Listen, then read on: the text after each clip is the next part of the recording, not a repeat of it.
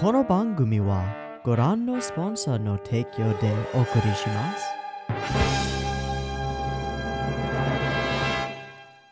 Alrighty, welcome everyone. I'm Teeaboo and I am here for Mobile Suit Gundam, starting with episode 33. Also, for those who are American, happy Thanksgiving. It's Thanksgiving today. Not that that really changes much for me or for some people. I think most of the celebrations that are going on around this house will be on like Saturday.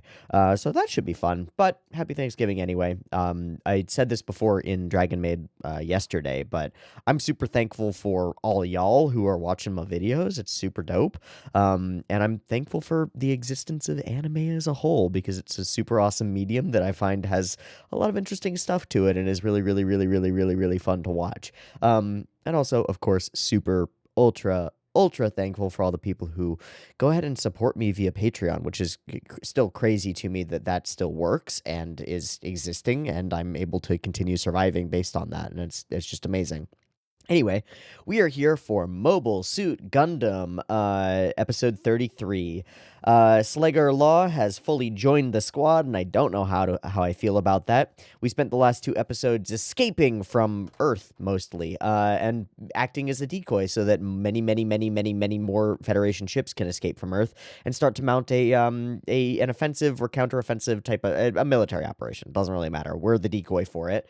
Char has been hot on our tail, pursuing us as we go, and there have been multiple blockades and difficult things to deal with as we've gone on our way out of orbit and stuff. But now, having blown through a blockade, killed a couple of people, more than a couple of people, and made our way safely into the reaches of space, we are headed towards Side 6, where a curious new addition to the group dynamic is waiting in Mirai's fiance, who we didn't know that she had until a couple of episodes ago. But she has a fiance, and he's on Side 6. And Side 6 is apparently uniquely neutral in this war. How long that neutrality will actually last once White Base goes and lands there, I don't know, considering that like harboring a military ship is probably going to be considered a breach of neutrality by the Zeons, and at the very least an excuse for them to murder a bunch of people on Side 6. But I could be totally wrong, and we could get like a break here. Then again, I thought we might get a break in Jaburo, and we didn't. And I thought we might get a break somewhere else, and we didn't. We haven't gotten any breaks at all. It's just been running, and running, and running, and it's been bad. So we're off headed to Side 6. I'm excited to see what a uniquely neutral side looks like. It's also very interesting that we've returned finally after 30 episodes to a side. You know, we left a side. We were on the run from a side to Earth. We were on the run on Earth, all over Earth. Then we were on the run out of Earth to the side, and now we're entering another side. So that's interesting to me. I don't know what that's going to feel like or how it's going to be or what we're going to reveal or find or discover once we get there, but I'm excited to go to a new location and experience some new stuff. We've got some tension stuff in the background with Sayla and Char, and that's very curious. We've got some sort of weird stuff with Amuro, but not really. And we've got Slager motherfucking Law, who is just here now, and I still don't know how to feel about that. I think that's everything that I want to cover starting us off. Let's go ahead and watch episode 33 of Mobile Suit Gundam and see what happens next. I've got the episode up and ready to go. It's 0 seconds. There will be two versions. Picture-in-picture in the description, timer on YouTube, and a beep-beep timer to count you down. Let us go.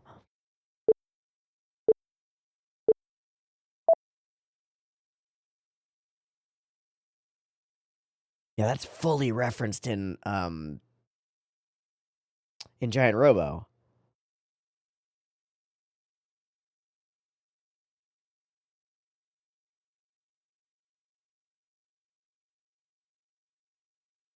Ah, God damn it. Immediately after I start recording, my nose starts tickling. God, fuck, shit. Ah!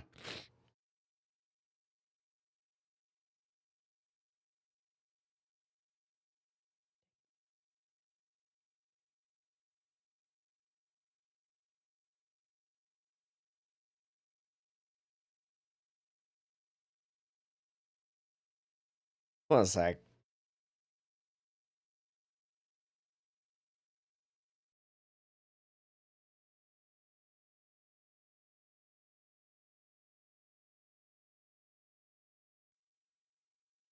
Ugh.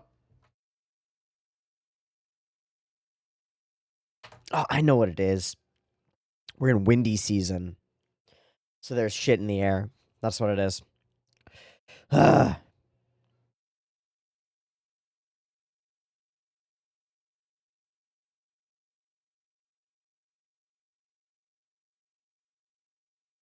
Oh, it's also possible that my power will just go out at any point. So just mentioning that. Yeah, Dren's gone, dude. Pop, pop, pop. Terrifying. Bye. Shikashi. Okay. That's not exactly what I expect, which is bad things to happen. Whoa.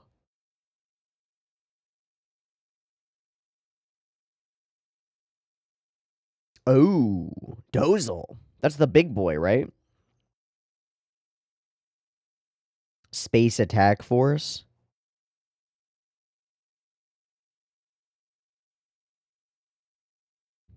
Okay. Lots of names that don't matter. That's Dozel, right? Yeah. Displeased. Why? Ah, okay.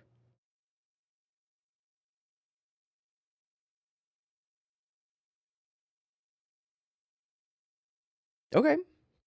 That tracks. And a new character enters the stage. It's Dozel Zabi. Is he a brilliant commander or a big brute man? I mean, I'm going to guess big brute man.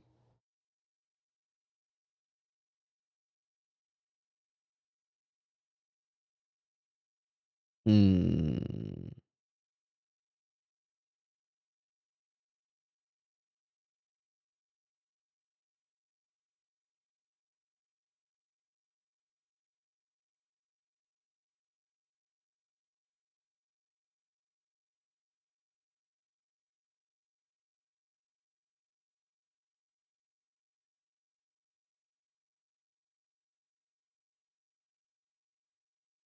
Oh, it's true. Super true, dude. Yeah, friendships.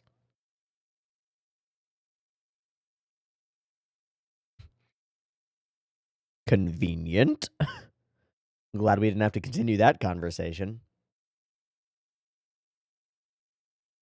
Whoa, who is that? Super, who is that?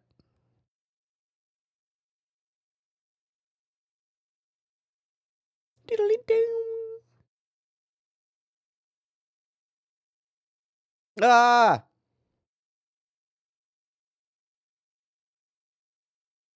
Looks like a little turret. Whoa! Okay, that was a part of the thing. You fool! They were just scouting! Whoa!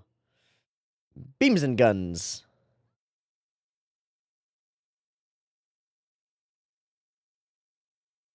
Please don't murder all these people immediately. I want to know. She seems really, really cool. Our.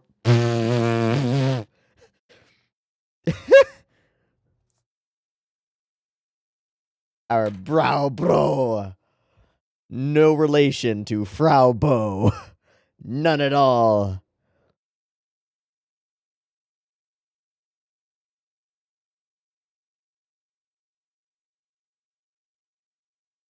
Okay, never mind. She's not cool.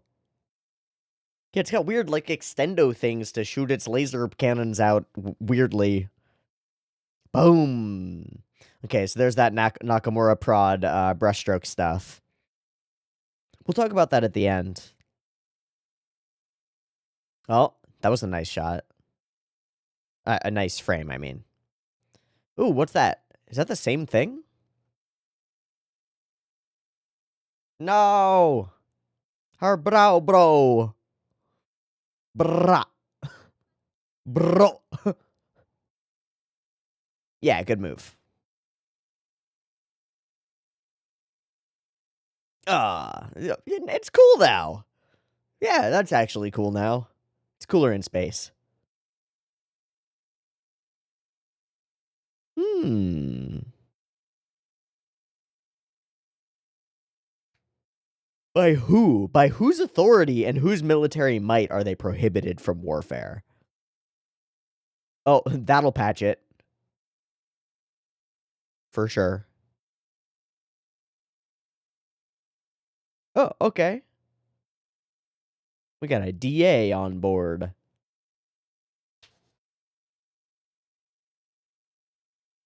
Oh. What?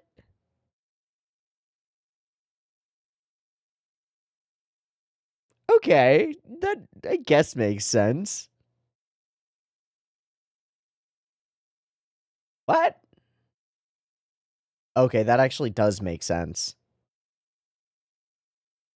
Let me show you the children. I don't know if that's what he's going for.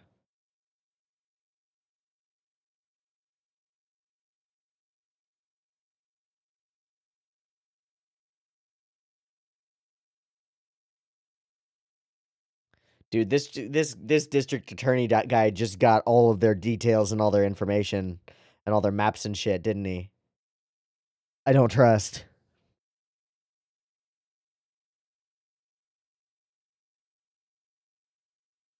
I do not trust.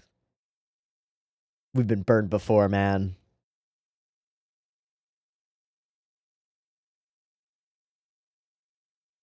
Mhm. Oh, it's him. Wait, you knew he was here, right? Like, we established that before. Okay, whatever. Huh? Yeah, indeed. Nope. But maybe soon. Yeah, keep it in your pants, bro. Trying to do shit here. God damn it. Eh. Hmm. Hey, I'm sorry. Could you not? Like, we're doing a thing right here. Like, what the fuck? Ah, let me just put my hand on your arm while you drive a ship. That's a cool looking shot. All the damage on it. All right, romance time. I fully don't trust this guy. Nah, Thor was gonna come anyway. Might have been able to stay on Earth, right?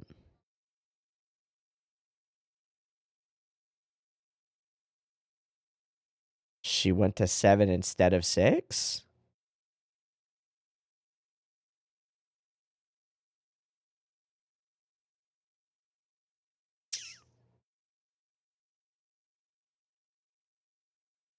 Hmm.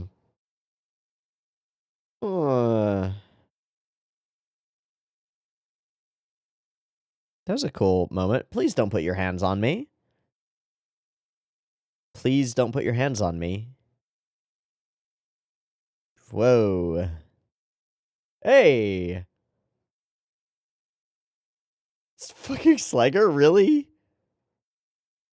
But no, dude, you don't get to do that, Slager. No, no, no, no, no, no, no, no, no, no, no, no, no, no, no, no. Holy shit, my dude. Where is your self-awareness? You did that not one episode ago, my man. Well, clearly.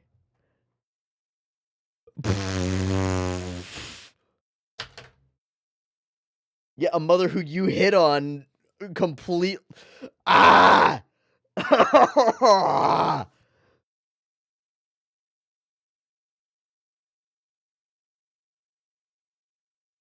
Doing what I gotta do, dude. Char is down to lick the boots of anybody he needs to lick the boots of.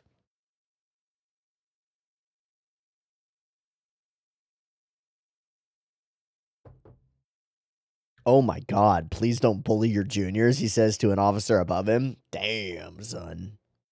Because fuck you, that's why.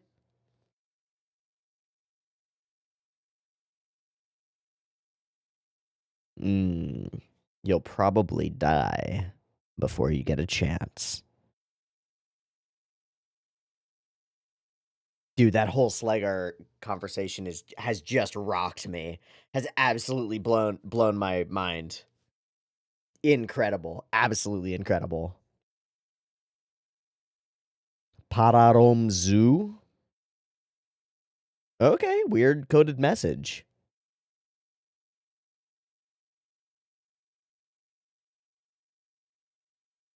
Whoa! Wee! You mean like the rest of space? Oh, got it. The center is weightless to match, and then you've got a spinning thing around it. Right. Yeah, it's a big cylinder. Okay, cool. Of course, of course.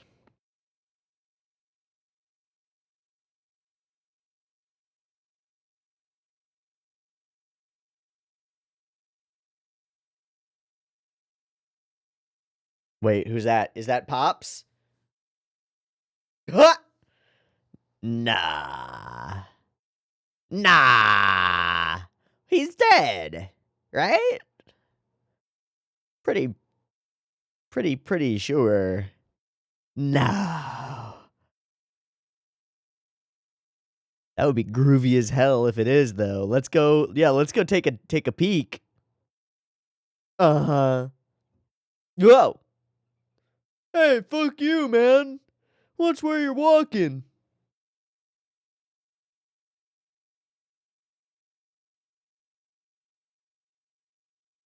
Why are all these people frozen? No. God damn it. Shit.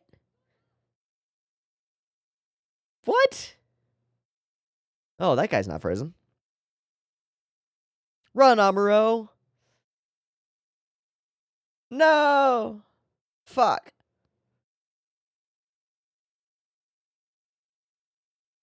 Dude, you gotta Spider-Man that bus. You gotta just smack onto the wall. Just stick there. Whoa, where did I get this power? Run, Amuro. Come on. Tosan. What? What? What the fuck? What the absolute Oh, it's you. No, like, oh, you're fucking alive. I thought you were dead. What?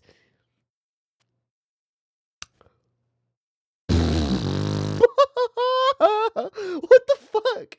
What is this episode, man?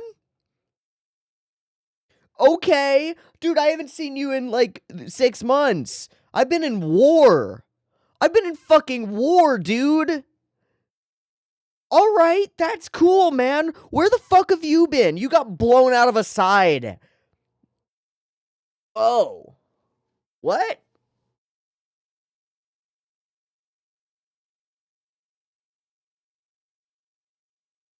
It's Dad, this is just a VHS tape. Why are you handing me this? It's really important, kid. Dad, this is just a home video of like me being born. What the fuck, man?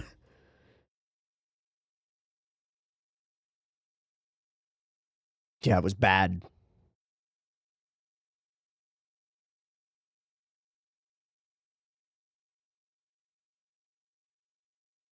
Okay, so he's lost it as part of the issue. So it's intentional that he's acting strange.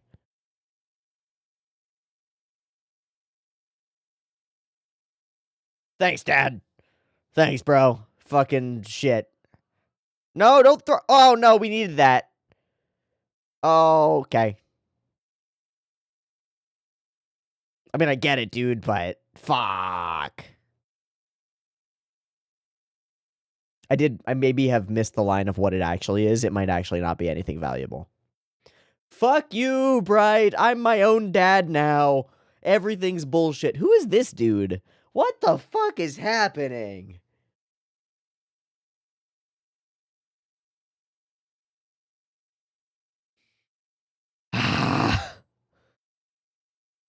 Who?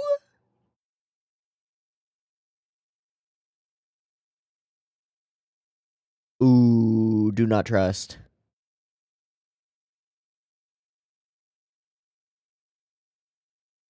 but you're also going to be attacked. Oh, do you?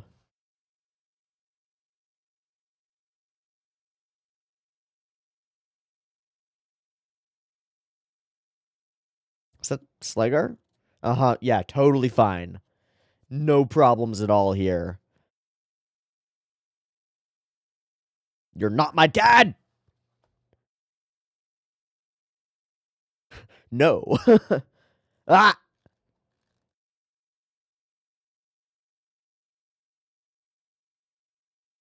There's that squadron we heard about.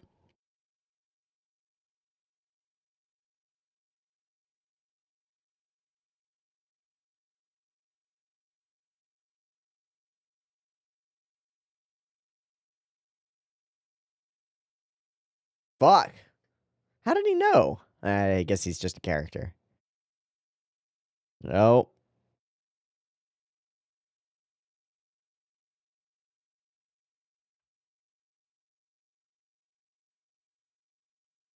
I love you, chair. I love you, chair. Hmm. Hmm.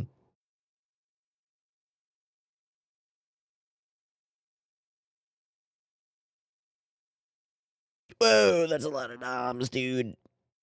Shit, that's a lot of ships. I do like the glow around them. Eh. 12. Bergamino, you said we'd be safe. Well, Bergamino himself didn't sell them out, so that's good. Fuck. Shit, fuck. Yeah, it's a trap, but I'm on your ship. She sure could be, dude. I don't trust him one bit. Fuck off, Bergamino. Ooh, big explosion. Wow, that was a lot of missed missiles. Oh, cool little flip, dude. Blam, bloom, blam, blam, bloom, blam. Nice. That's 2. That's 3. Fuck yeah, Amuro. Fuck.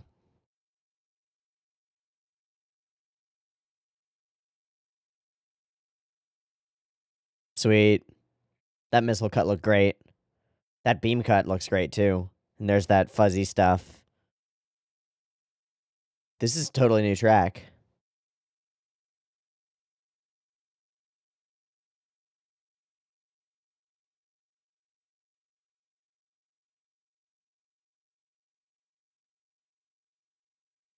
Chaotic. I actually like this track a lot for this purpose.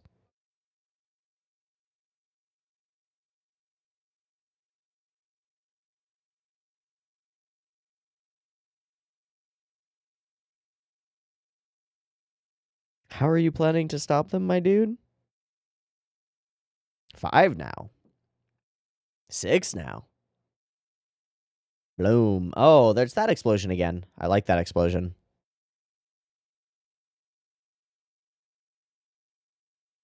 Whoa. Nice job, Slager. We gotta talk about that shit. Holy macaroni. Oh, that's spooky. Alright, this is just chaos now. this is just chaos. Wow, I actually really like that shot. I would call that a Yas shot if I didn't know that Yas is no longer on the show. Ooh, beams and beams. Blam, got him. Nice job. Whew. Again, some good key animation on those particulars of the faces. Impossible.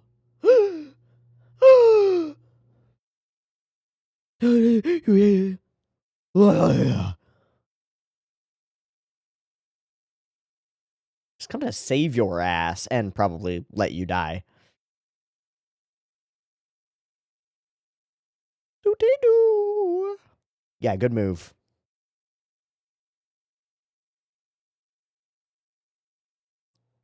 It's fucked, dude. It's fucked. You're done, son. He knows better. Will they, though? Man, we're already in the middle of an international war, so who cares? But I get it. Okay, sure.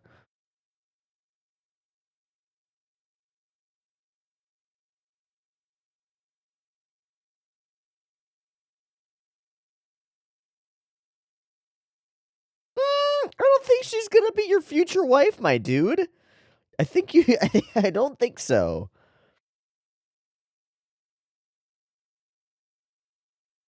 Please don't reconcile.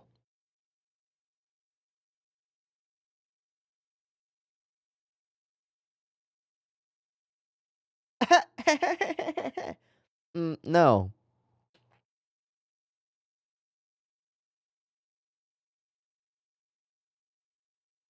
Ooh. Where's the quid pro quo here? Uh-huh. You're a dum-dum. You big dum-dum. I don't know what she was asking for, though. Well, I wasn't in a war before.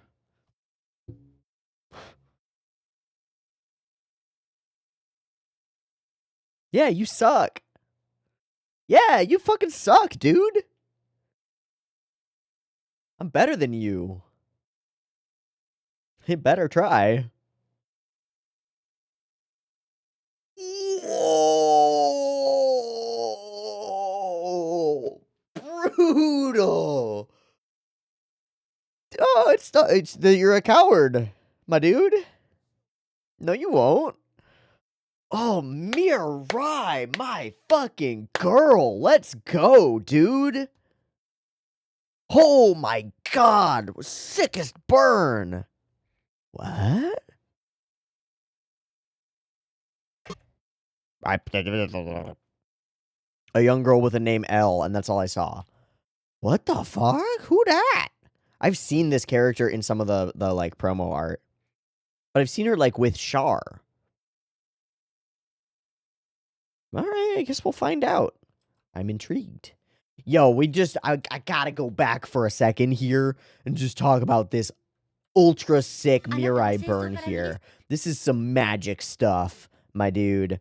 I love you. That's something I could never change. And she hits him back with thank you. That means a lot to me. Whoa!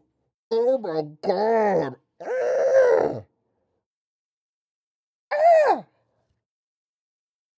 Mirai. Absolutely savage. Absolutely brutal. Oh, I almost feel bad for him, but I don't. But I don't because she's right. Like, fuck this dude, right?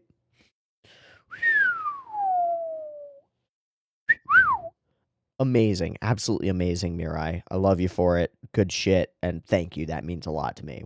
Wow. Shocking. Brutal. Wrecked. Wasted. Destroyed. Incredible. Fantastic. Okay. So let's talk background for a second. At this point in the show, we've got a couple things going on, and thanks and shout outs, of course, to G. Liza and also some other people who've helped fill in some of the blanks in terms of the information. A lot of this came as a result of the questions that I had about last week's episode, which felt really off and weird and like what is going on here, at least in a certain of the battle scenes. So there are a couple things going on. One of the things that's going on is the sponsors are trying to get Gundam cut down to 39 episodes from its previous run, what it was supposed to be of like 50 something. And then we're arguing to get it built back up to like 42, 43. I think it's 43. The other thing is that over the course of the episodes like 27 to 30, 31, Yas killed himself. Like, not actually killed himself. Yes, he's still alive today. But he broke himself by animating way too much shit, way too much. So he has been hospitalized and is no longer really a part of the staff for these episodes moving forward. This episode in particular is, if people are to be believed, is outsourced to Nakamura Prod, which is why we see all of those very brushy explosions, as well as a little bit more of a softer style on a lot of stuff. And that makes perfect sense, and it actually looks very good as an episode, and I think I like this episode quite a bit. But this is an outsourced episode to Nakamura Prod, which is why it looks the way that it does and why it feels the way that it does. Still, I think it feels pretty good. Um, so that's some of our background stuff. Then we can move into actually talking about the episode itself. I like this episode a lot. We're going to a new place. We set up some new enemies and allies and things as we move forward. And we bring up some interesting stuff where Sayla asks him about Frau Bo, which is interesting, little bit of a thing going on there, and that's neat. We're going to meet another new girl, so that's interesting too.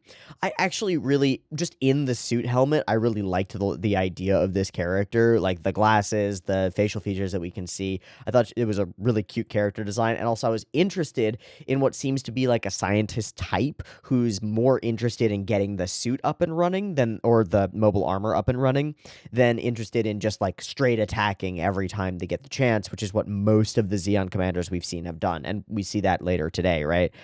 Later in this same episode, we see a Xeon commander just be like, aha, attack, throw all the DOMs at them, and it goes poorly for them. Okay, little turret thing, faces inside, we go for the attack, and she's not happy about it, but then it goes on anyway, and then it's weird, it's got, like, these, I guess we're gonna see it later, because we're making it like a mystery, but it's got these extendo arms that shoot lasers from places that are unexpected, I guess, and that's kinda cool. It's kinda neat, I guess. I don't really know, it's fine.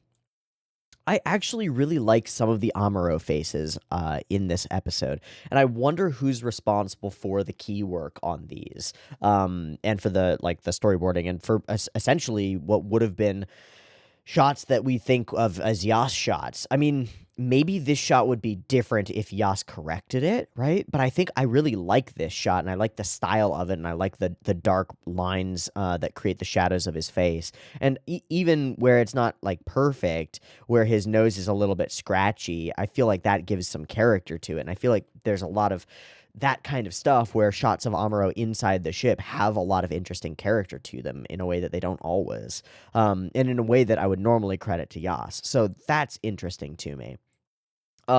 Likewise, there's some good animation during the battle, but there's more in the later battle where the more battle stuff happens, and that's cool.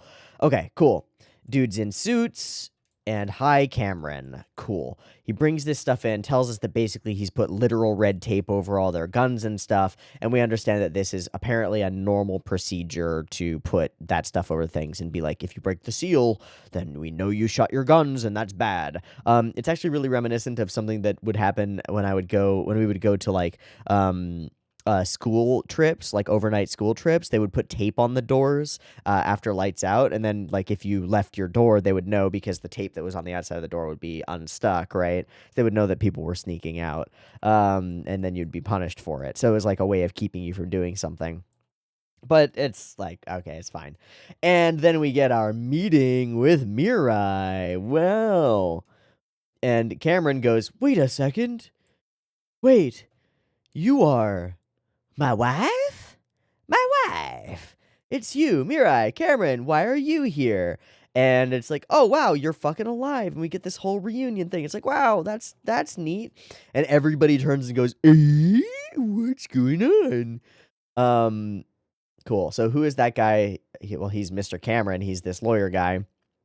We have ourselves a little chat, and he just presumptuously puts a hand on her and keeps it there. And Bright gives him the side eye, and he just keeps it there. And she gives him a smile, so I guess it's okay. But I feel weird about it. Cool. And then we'll move along to where we actually get to have a conversation about that a little bit later, which is here. Cool. Yes, if your father hadn't died, we wouldn't have had the war, maybe, and I might not have had to emigrate until side 7. So why didn't you let me know you were going to side 7? Fair, honestly. That is fair. I did everything in my power. I spent so much money to try to find you, and she hits him back with, okay, but why didn't you come looking for me yourself, which is rough. And he's like, well, no, I because I was busy with stuff. Okay. And then she hits back with, our engagement was merely to please both our parents. So clearly an arranged marriage that was to please parents, right? Okay, but I really feel this way about you. It's not true, but it is. And starts to assault her, right? You've got it all wrong. Come home with me now, giving commands. What? But father will be so thrilled. You'll be treated like a queen. I'll do anything for you, he says as he attempts to, like, force her into a corner, like, literally and physically and in frame.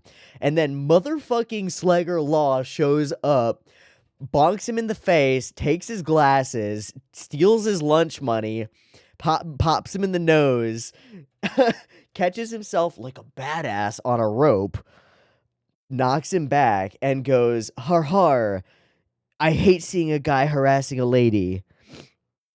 T minus one, like, less than a day after also harassing the same lady. It boggles my brain. It boggles my brain, dude.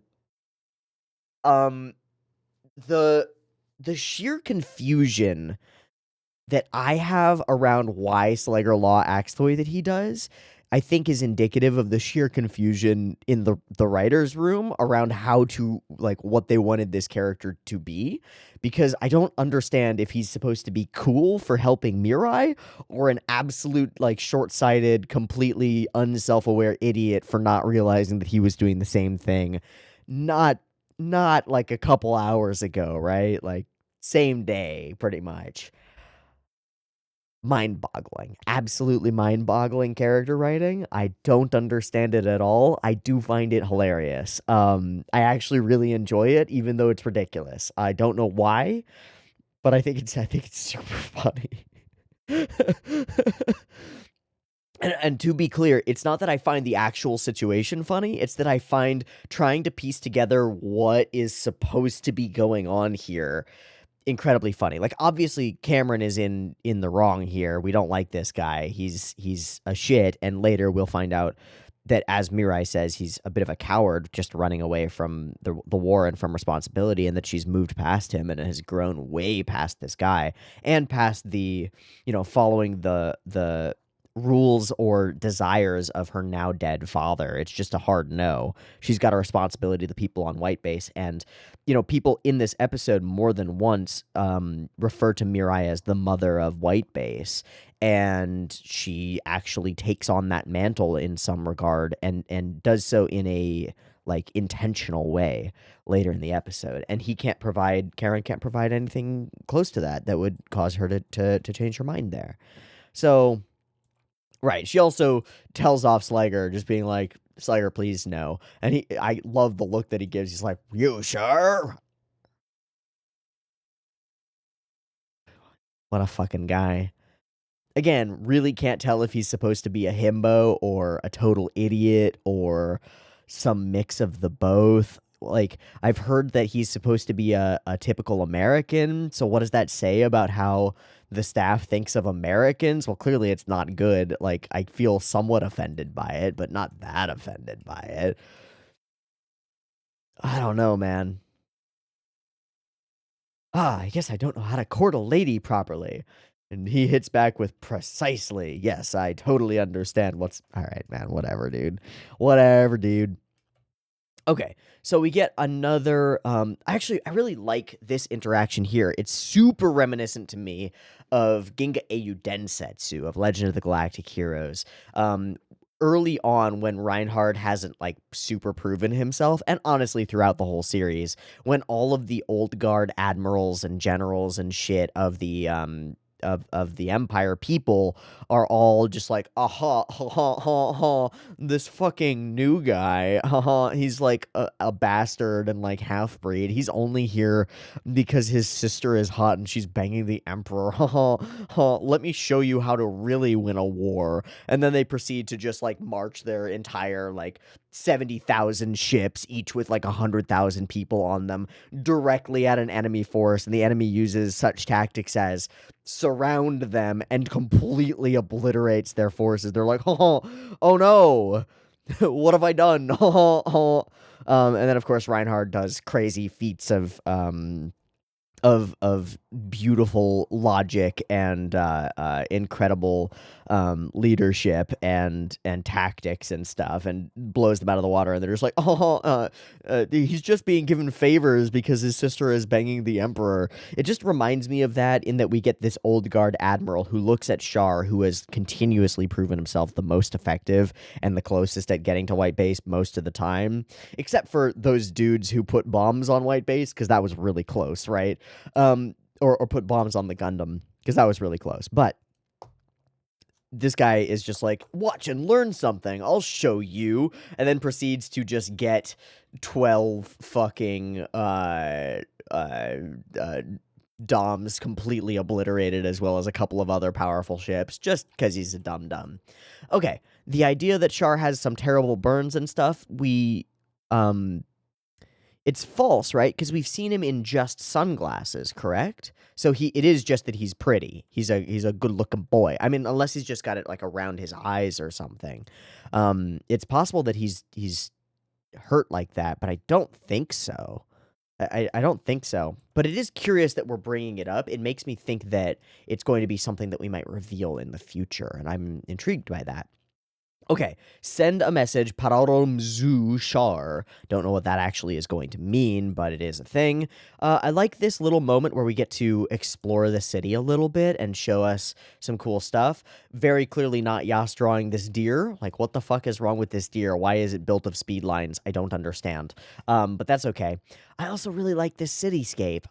This idea that we get to be in this location with all these people. Now, it is clearly like a little bit weird that everybody's frozen, but what are you gonna do? Animate an entire city of people? No.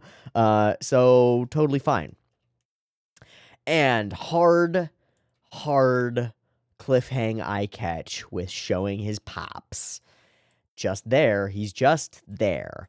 And I really like this sequence where we force Amuro to work for it, where he just keeps running after this guy and can't follow him down. Because if he just runs up to him and is like, Dad, and his dad's just like, hi, weird, then it doesn't feel as impactful when the interaction is not what we expect. That we force him to like really chase him down lets us get that emotional feeling that Amuro has had of chasing him down these last 30 episodes, right? Because in part, that's part of what he's been doing. And I'm sure that this is memed into oblivion. I'm sure of it, because it's absolutely ridiculous. Amuro runs up to his father, who hasn't seen him in forever.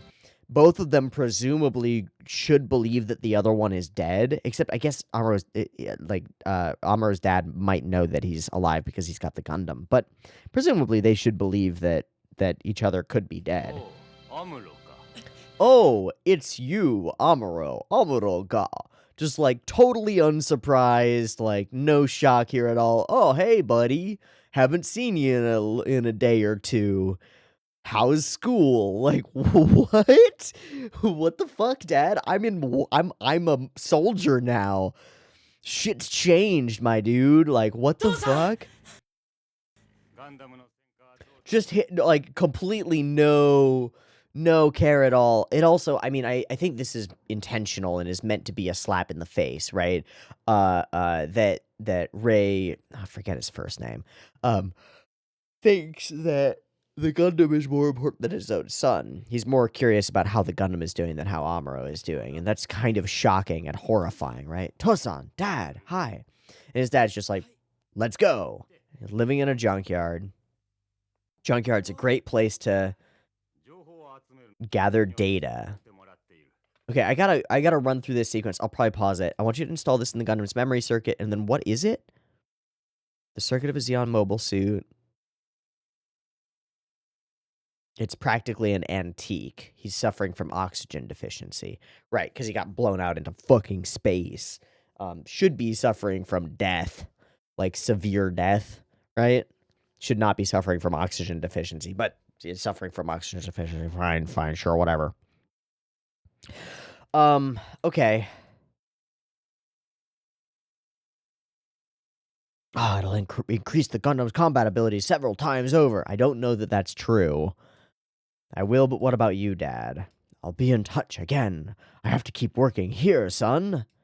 Now go. Nani the fuck, dude? Absolutely nani the fuck, my man. I've been looking for you for years. I saw Mom. And he fully just doesn't hear it, right? And this should indicate to us exactly how far gone this guy is. This is rough. This is as rough as the meeting with Mom. But instead of that, where she just it's like clearly it's meant to parallel it in some ways. She rejects Amuro because he's a soldier now. His father tells him, "You're a soldier now. Get going, kid." Like there's no room for him to be Amuro anymore. There's no room for him to be himself anymore. There's no relationship here with his father. None. Nothing. It's just gone. And to an extent, his father is gone. And if what Amuro believes about this thing being ancient and not useful is true, then his father is completely far gone, and there's no shred of this man left. He's like a once genius now tinkering with junk, and it's deeply sad. It's deeply sad. But it is a parallel and also a perpendicular, to what happens when Amuro meets his mom, because things have changed in this relationship irreparably. But in one sense, it's the same because he just tells him to get going, and in the other sense, he tells him to be a soldier, kiddo. You got to do what you got to do. Bye. Aren't you concerned about how Mom is? And he fully ignores it. Yes, the war will be over soon. We can go and visit Earth.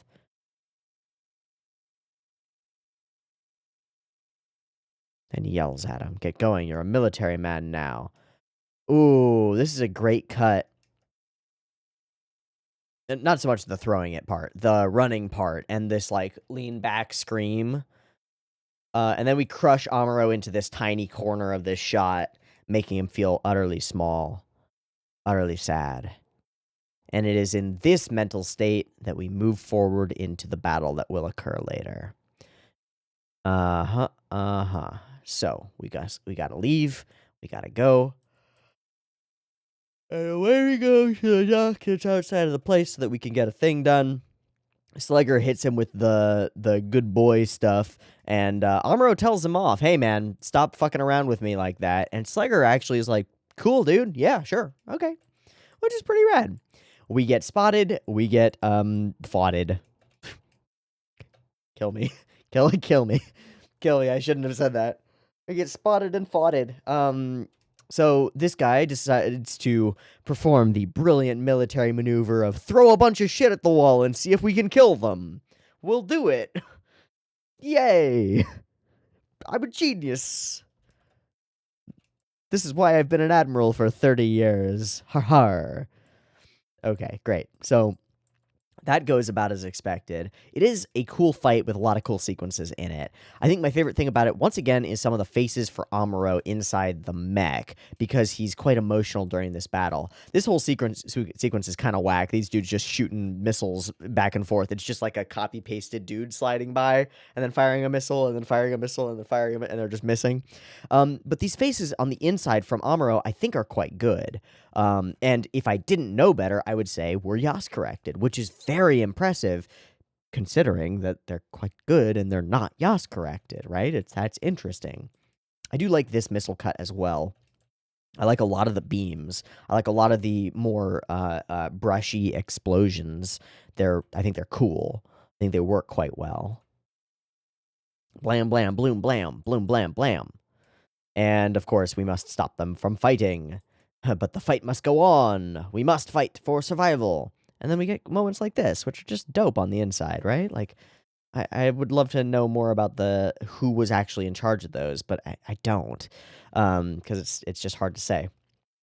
So there's some of that brushy stuff, and then there's some of that reusable brushy stuff, which we transition to, right? Like, this is all custom. This is all made for it. And then once we wipe and we transition, this is reusable. This is something that probably appears in other shows, appears in other places in this show. Like, we'll see that again. Missiles, more missiles, cool shots, shooting around. I do like the counting. Mm. I do like the counting as Amuro is taking these guys out. Same as in Lord of the Rings. It's just rad. And also this sort of sword beam duel thing that we get for a moment is rad. It's cool. I like it. Boom, explode, boom, boom, explode, boom, explode. And this guy sinks into his chair feeling utterly defeated because he's been utterly defeated. Get wrecked, kiddo. You fucked up. You goofed. You attacked us. I love how this guy's just like, get away from my station, please. I don't want any more damage. It's already been exploded, my dude. And Char knows better than to attack a patrol ship, which is good. And then we get to have our final conversation with Mirai and him. And of course, we end off with, what are you willing to do for me? Into, oh, well, I love you. I've always loved you, and nothing can change that. And hitting back with the most beautiful thank you. That means a lot to me. Wha-bam! Wha-bam! Ooh! Ouch! Ouch! Mirai, brutal. Brutal and beautiful, dude. I absolutely love it. Utterly fantastic. Well done. Love this shit.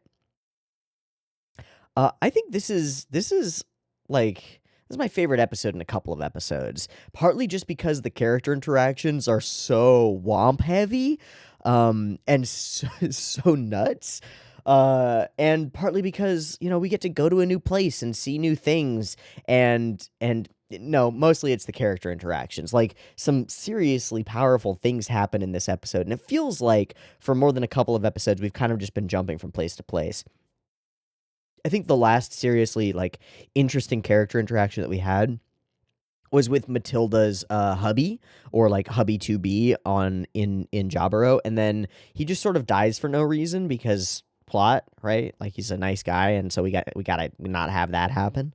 I don't know. I feel like this shit goes a lot further in making me care about the characters of Gundam and making me care about the plot line in general. It makes me feel like these characters have an actual life that they're leading. Like, seeing that Mirai was engaged to this guy and is choosing to push him away in order to stay on White Base feels like a huge decision to me. And the fact that Rei is alive, that Amuro's dad is alive, is shocking in its own right. But then the realization after the joyous, like, oh shit, he's alive, amazing, wonderful. The realization that it is not amazing, nor is it wonderful, and that it is in fact actually terrible and bad, and this sucks, and that it's a really painful experience for Amuro. I think is a really interesting twist on what could have been a very sappy, like, simple scene, to make it a very difficult one where Amuro is once again completely untethered by mother or father, and is thrown into an emotionally fraught state, before moving on to other things. Now, I'm not sure if I want to watch the next episode. What I'm actually going to do is I'm going to make a little count of how many episodes there are left. So we're on 33.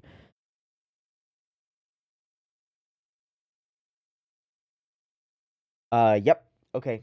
So what I want to do is I want to watch just one episode today, because this was a pretty good episode and we got a lot of discussion out of it.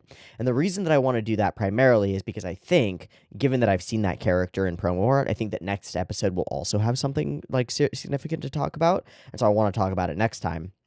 But also because if we watch 2 episodes from here on out, 34, 35, 36, 37, 38, 39, 40, 41, 42, 43, and we're done. So that gives us a clean sweep to the end with 2 episodes each time, and I'd rather set that up now when we have, like, the time to play with it, than have to worry about it at the end and be like, well, now I got 3 episodes, I don't want to watch one now. But now we've had one good episode that was, I think, worth talking about for almost an hour, and we can go 2 episodes at a time and knock these out 2 at a time from here on out. So that's the plan. That's what I'm gonna do. I'm looking forward to next time and meeting this character and figuring out what she's about. She's got a weird and unique character design, so that's exciting. I think this episode, once again, was really interesting to me because of these character dynamics and interactions, and I might have more to say about it next time when I've let it sink in a little bit, and the ramifications of the interaction between Mirai and Cameron, which seems to be pretty wrapped, but also more importantly, the interactions between Amuro and his father have a little bit more time to sink in. Because like we've been talking for a while about Amuro's relationship to father figures and the way that that's been a core part of him, and now he actually gets to meet his real father, who it turns out to our shock is not dead, and it goes not the way that's expected. But I feel like I'm missing some crucial part of that experience. So I'm going to spend some time thinking about it, and maybe we'll talk about it at the beginning of next week's episodes. Regardless, I really enjoyed this episode. I thought it was quite good, and I hope you enjoyed it too. We'll watch more next week. I hope to catch you there. If you want next week's episode or episodes a little bit early, they'll be up on the Patreon, so check that out. And I will see you there for more episodes of Mobile Suit Gundam. See you there. Peace.